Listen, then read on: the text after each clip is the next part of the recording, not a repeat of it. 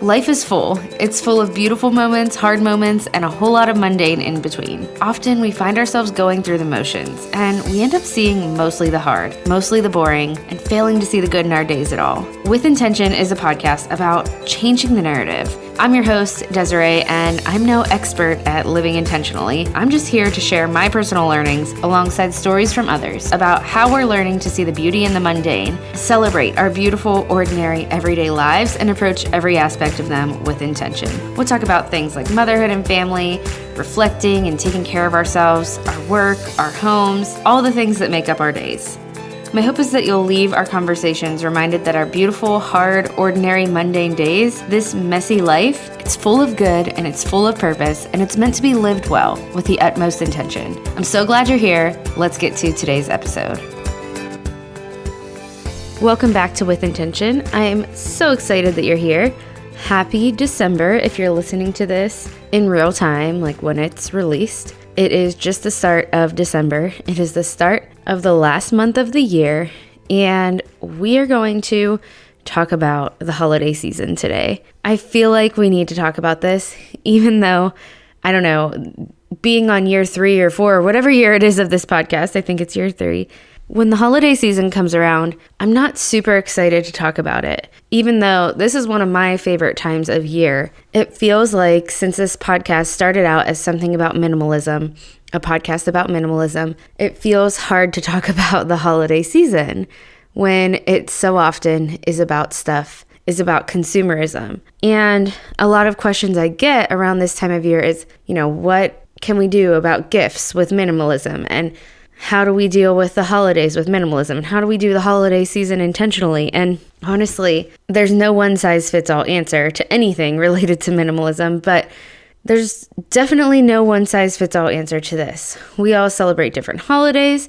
We all have different traditions. We all have different feelings and background experiences and ways we grew up and things we want for our kids during this time of year. And so it's really hard for me to talk about and to give advice on something that I think is just so personal. So what I'm going to do today is just talk about some tips for a less stressful holiday season in general. I will address minimalism and gifts at the end of this. So if that's something you really want to talk about, then I'll address it at the end of this. I realize some of you overachievers have all of your gifts bought already, but it's still something we can talk about.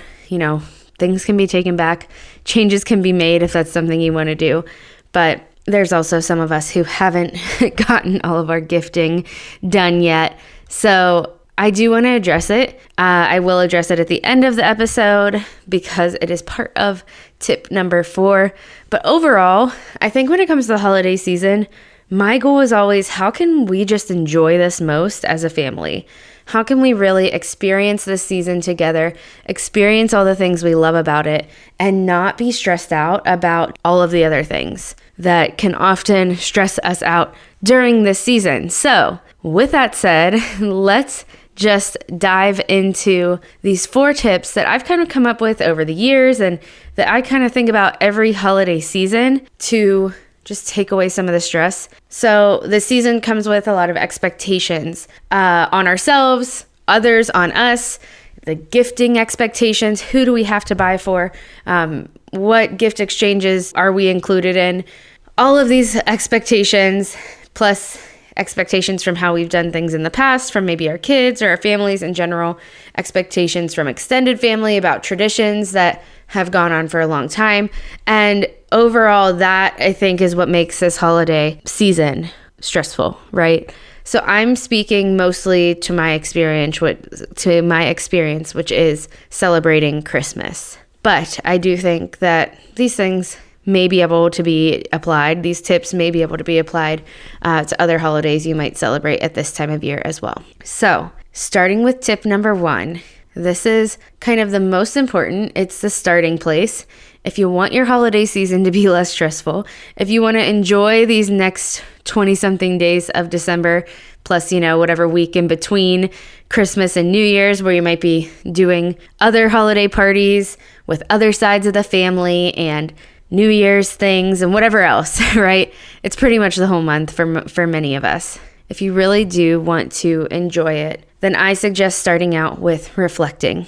So before we really get into this month, can you take some time to reflect on some questions? Reflect on one, what is meaningful about this season for you and for your family? What is this season about? What makes this season special for you and your family? Some questions to kind of piggyback off of that to help you define what's important in this season and, what will make it meaningful, what will make it the experience you want it to be.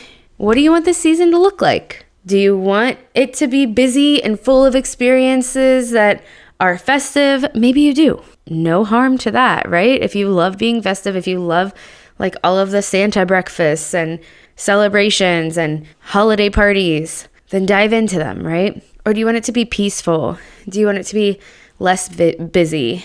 If you celebrate the Christian side of Christmas, maybe Advent is part of that for you, which is a really slow and reflective season, or it's meant to be. You have to define what this season is about for you. And if you don't celebrate Christmas, then maybe you celebrate Hanukkah or something else.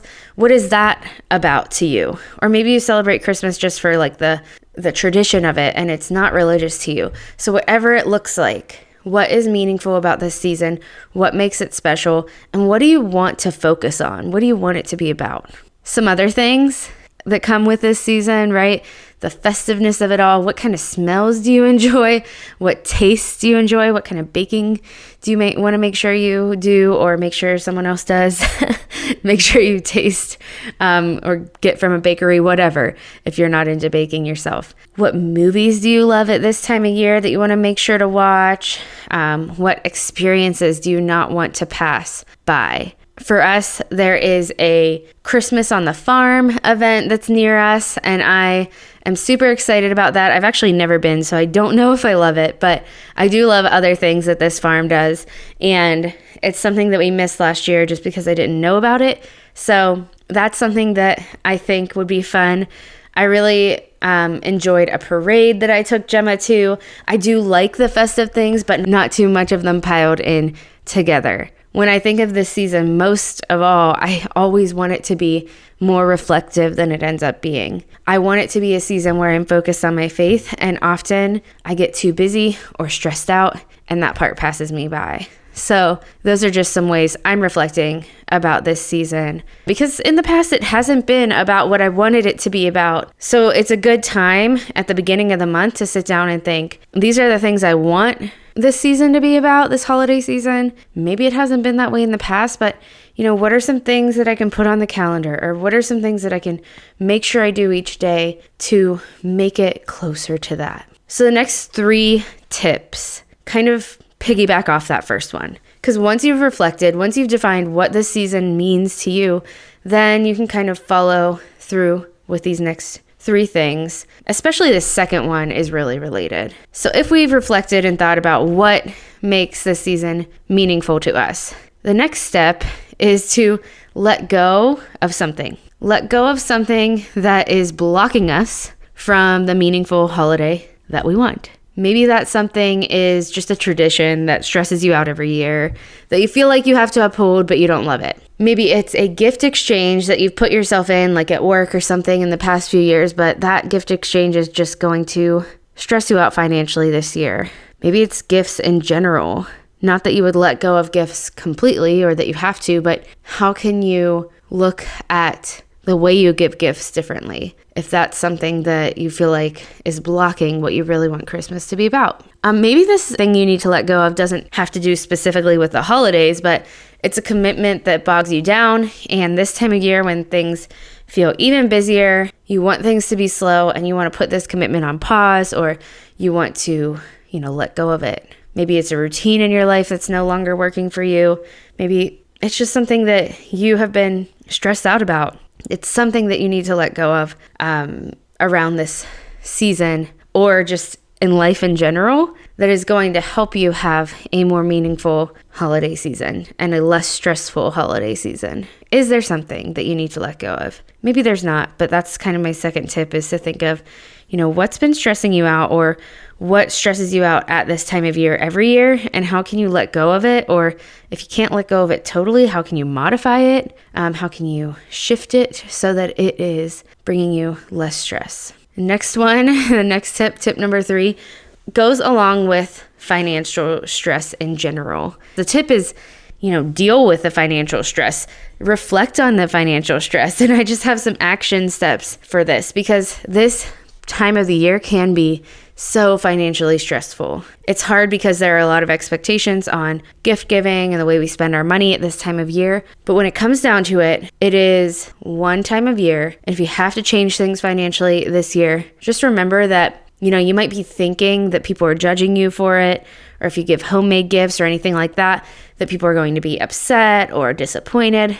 People are not thinking about what you give them as much as you are. I think the gift is often more of a joy for the gift giver than the receiver. Not that it's not a joy for them, but we are the one who's giving the gift are the ones who are stressing out over it most of the time, right? When the person who's receiving is most likely, for most people, for most good-hearted people, are going to be happy regardless of what they get. So overall, let's just start at the beginning. Some ways that we can kind of lessen the financial stress of this holiday is to make a budget for gifts, right? Many of us probably do that, right? We write a list, who we're getting gifts to. Maybe we budget how much we're going to spend for Christmas. But how often do we not stick with that budget? We see something someone's going to just love and we blow our budget. Or we last minute feel like we need to give to this person that was not originally on our list, and we blow our budget. So budget for gifts and stick to it like it is imperative. Stick to it like you are not allowed to change it, right? Stick to your budget as much as you can. Or if you do have to make shifts, then try to stay within the monetary number by shifting things around within that budget. Many of you might be done with shopping already. I kind of mentioned that. I know some of us are early shoppers. So once you're done shopping, once you're done with your gift list, stop. Stop buying. Stop looking at the deals for yourself, unless there's something you were planning on buying this season when things are on sale. Stop looking at the deals for yourself. Stop looking at gifts you can add to that pile under the tree on Christmas morning. Stop thinking about how, I just really need to get one more thing for this person because they always get me something so nice every year. If you are done buying, if you have stuck to your budget the best you can, stop there. Some other ways to lessen financial stress, if you are looking to kind of cut down on what you're spending on gifts this year, give an experience gift, maybe a service gift or a handmade gift. Those are all things that can be cheaper options. Experience gifts could be expensive as well, but depending on what it is. Maybe it's just, taking your niece or nephew to a movie or to lunch one day and spending time together rather than getting them something physical. That's kind of a minimalism and gifts tip as well, but it can be a budget saver and it can be really meaningful to the person you're giving it to. Overall, I think the main thing with lessening financial stress is to just not feel guilty if you can't spend the money this year, or if you don't want to because you're saving it for something that is coming up and you have goals, financial goals. I'm not giving you this tip because I'm an expert at it. I'm giving you this tip because it is part of this year for us. I am trying to budget less for Christmas than ever because we have a lot of changes coming up next year, a lot of changes that will cost us things, right? We have a baby coming into our home. We have, more childcare we're going to have to pay for in the upcoming year. So we are thinking about our finances. We don't want to blow our Christmas budget this year. And I think every year, if we think of the fact that we don't have to feel guilty about how we give gifts, and this holiday isn't all about how we give gifts and how we impress the people we're giving gifts to and how we're thinking about, are they happy with what we give them? It doesn't have to be about that, right? If we make it more about the time we spend with people and showing appreciation for people which doesn't have to have a monetary value on it, I think that that's much more meaningful. All right, I went on more of a rant than I thought I would on that one. So let's move on to tip number 4, which is decluttering for the holidays. I hope you're enjoying today's episode, but I want to take a quick break to thank the sponsor that is making it possible. First of all, let's think through our day. What are some of your pain points? What are some of the moments you dread in your day? I think for many of us, it can be that 5 p.m. hour when you realize dinner has somehow snuck up on you again. Maybe you feel unprepared for it. Maybe you forgot to take the meat out of the freezer. But naturally, this is also the time that our young kids maybe start to lose it too. They're hungry, we're hungry, everyone's losing it. Trying to throw together a healthy meal amidst the chaos can be really hard. Enter Prepdish. Prepdish has been a longtime sponsor of the show, and I'm a huge fan because Prepdish is such a great way to get healthy meals on the table without the stress. Subscribers receive an email every week with an organized grocery list and instructions for prepping meals ahead of time. This means dinner is super quick and easy every day. They offer meal plans to fit a variety of needs, including gluten-free, paleo, low carb, and keto menus, and my favorite meal plans are the super fast menus. These require only an hour to prep the week's food, and we're not talking about boring pasta or plain chicken. We're talking about items like shrimp tostados, slow cooker sausage and kale soup, and smothered mushroom chicken with mashed potatoes. All real food and delicious fast meals. The founder, Allison, is offering With Intention listeners a free 2-week trial to try it out. Check out prepdish.com/withintention for this amazing deal. Again, that's prepdish.com/withintention for your first 2 weeks free. Or decluttering before the holidays.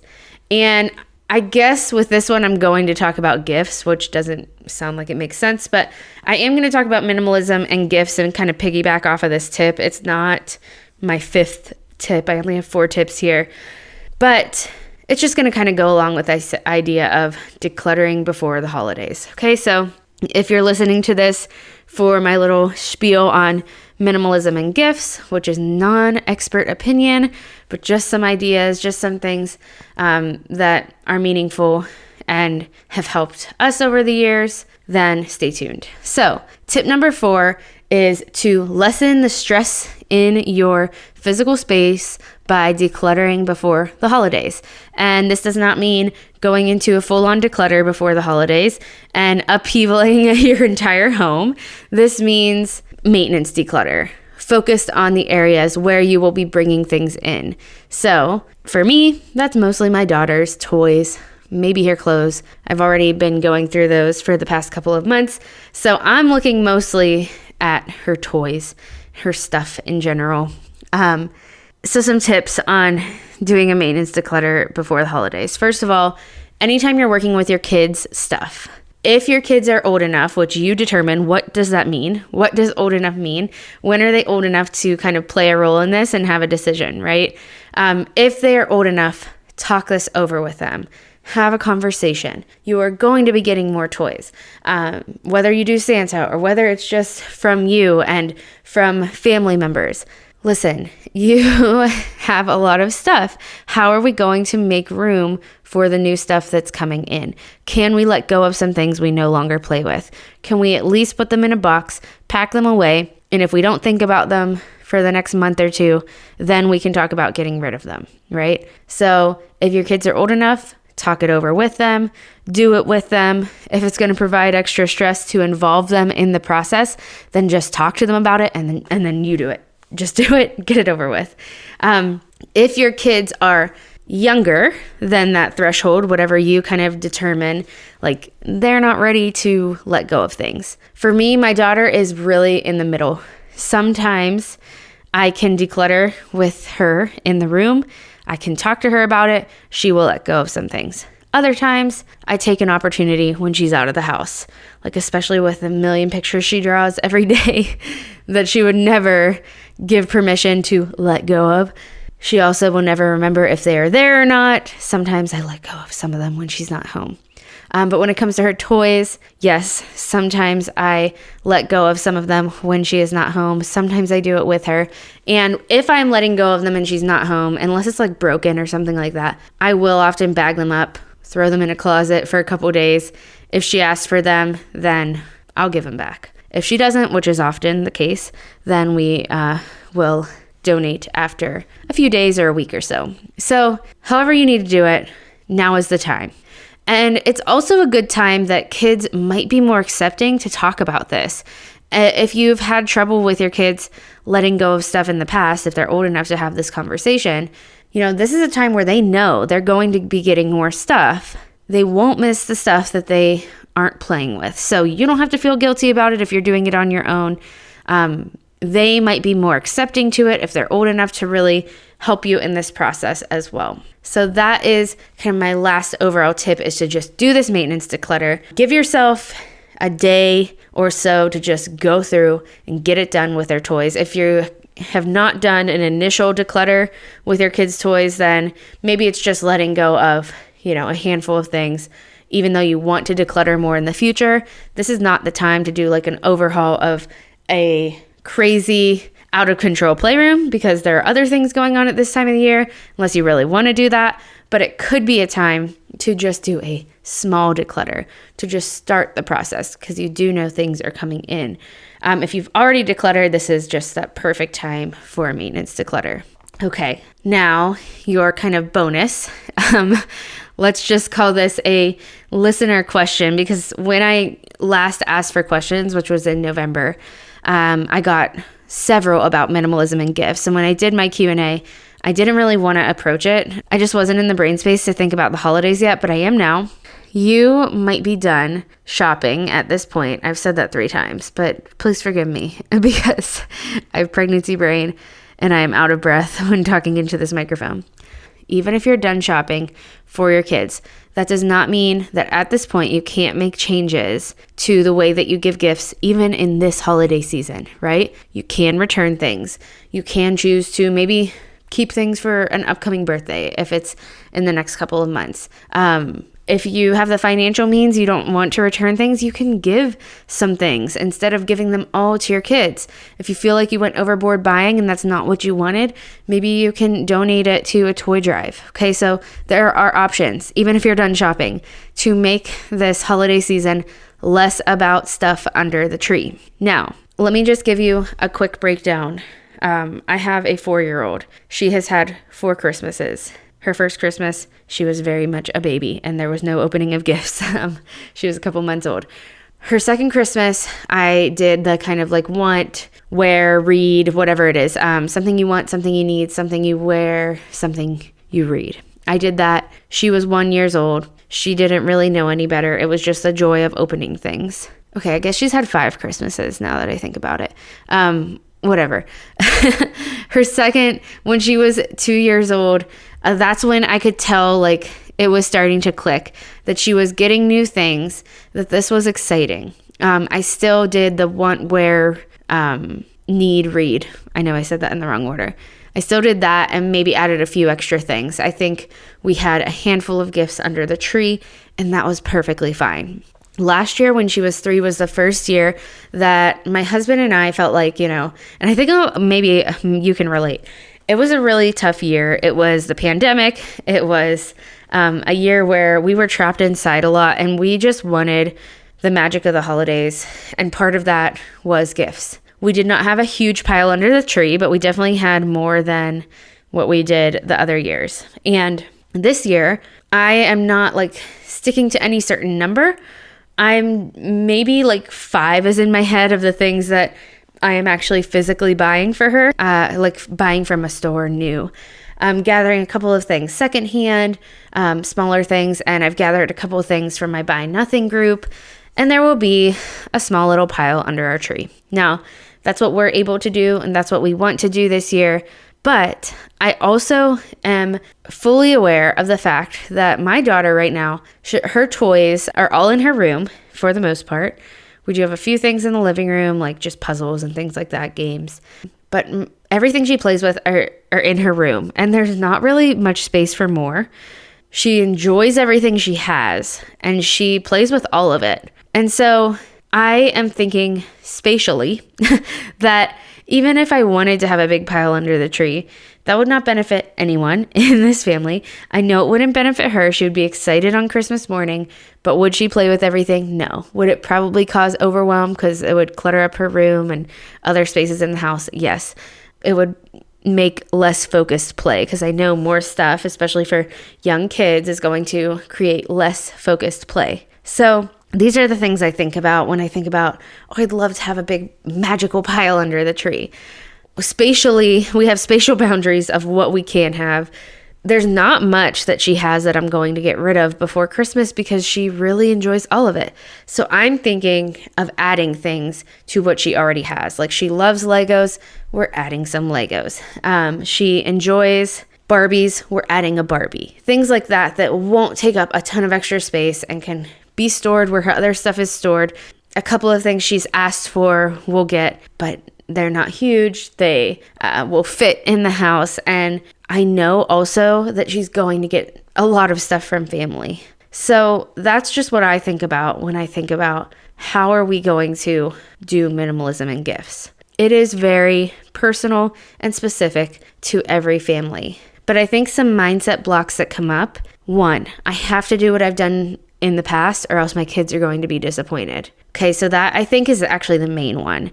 If you've done big piles under the tree in the past and your kids are a little bit older and you think they're going to remember, they're going to see a smaller pile and be disappointed, just remember that, though that there is a chance that that is true, go back to the first tip I talked about. What is this season about for you? What do you want it to be about for you and your family? What do you want your kids to define the holiday season as? Do you want it to be about the big pile under the tree? If there's a small tinge of disappointment, it will probably be followed up by the excitement of the rest of the day and the excitement of the gifts that they did get. So this is highly personal. You have to decide what's right for you and your family, but the magic does not have to be about a big pile under the tree. Set a boundary with your child, talk it over with them, depending on their age and their personality. I tell my daughter, whenever she watches TV, she sees the commercials like, I want that, I want that, I want that. I'm like, put it on your list. But I told her, when it comes to what you ask Santa for, you ask him for one or two main things that you really want.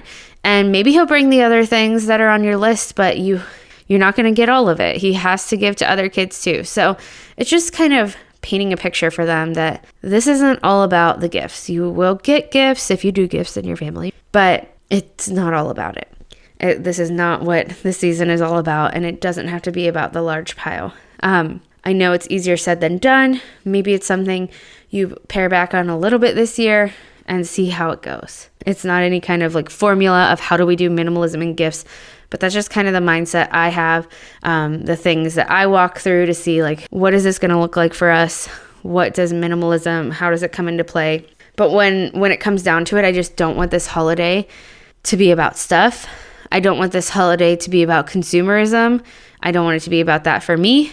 I don't want it to be about that for my daughter.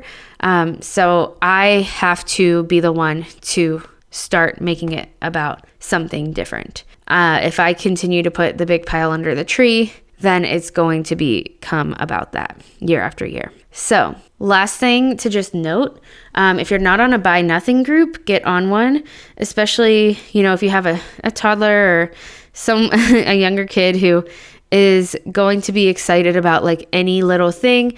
I have found stocking stuffers on there. I have found a little kid's apron that I'm going to throw under the tree.